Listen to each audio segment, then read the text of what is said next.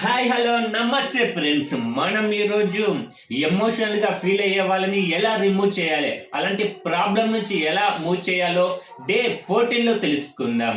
ఈరోజు మనం ప్రత్యేకంగా ఎమోషన్గా చాలా మంది చిన్న టాపిక్ ఎలాంటి అంటే ఇలా లవ్ ఫెయిల్ అయినది కొంచెం సాంగ్స్ వింటే కానీ ఇంకా చిన్న చిన్నవి ఏమైనా గుర్తుకొచ్చినప్పుడు చాలా ఎమోషన్గా చాలా ఏడుస్తారు. ఆ ఆ ప్రాబ్లాన్ని మనం ఎలా తీసివేయాలో పూర్తిగా తెలుసుకుందాం. ఈరోజు ఎలాంటి సజెషన్స్ ఇవ్వాలో పూర్తిగా తెలుసుకుందాం.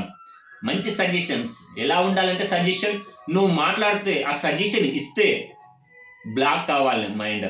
సబ్ కాన్షియస్ మైండ్ అది స్వీకరించాలి, అది క్యాచ్ చేయాలి. సబ్ కాన్షియస్ మైండ్ ఎప్పుడైతే క్యాచ్ చేస్తే అలాంటి సజెషన్స్ని నువ్వు ఇవ్వగలిగితే ప్రతి పెయిన్ని రిమూవ్ చేయగలవు. ఉదాహరణకి డీప్ బ్రీత్ తీసుకోవాలి, స్లోలీ కళ్ళు మూసుకోవాలి. పూర్తి ట్రాన్స్లోకి వెళ్ళిన తర్వాతకి మంచి సజెషన్స్, లవ్ ఫీల్ అయిన వారికి కానీ సంథింగ్ ఎమోషన్గా ఫీల్ అయి బాధపడిన వారికి కానీ సజెషన్స్. ఇప్పటి నుంచి నేను ఈ సజెషన్స్ని కంటిన్యూగా మంచిగా హ్యాపీగా సంతోషంగా ఉంటావు. నీకు బాధ వచ్చినప్పుడల్లా ఇంకా సంతోషంగా ఉండడానికి ప్రయత్నిస్తున్నావు, చాలా హ్యాపీగా ఉన్నావు.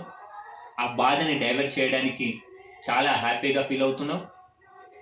ఆ బాధని డైవర్ట్ చేసి చాలా స్టడీలో ముందుంటావు, లేదంటే వర్క్లో ముందుంటావు, నువ్వు ఎంచుకునే మార్గంలో ముందుంటావు అనే సజెషన్స్ ఇవ్వాలి. వెరీ గుడ్ అని ఇంకా వేకప్ చెప్పి బయటికి తీసుకొచ్చిన తర్వాతకి చాలా సంతోషంగా హ్యాపీగా బయటికి తీసుకొచ్చిన తర్వాతకి ఆ మైండ్ అనేది రీఫ్రెష్ అయిపోతుంది. సబ్ కాన్షియస్ మైండ్ రీస్టార్ట్ అవుతుంది. అప్పుడు ఒక మనిషి ఆ మనిషిలో ఉన్న పెయిన్ పూర్తిగా వెళ్ళిపోవడానికి అవకాశం ఉంటుంది. ఈ 3 సెక్షన్ లేదా 4 సెక్షన్లు తీసుకోవాలి. Thank you friends.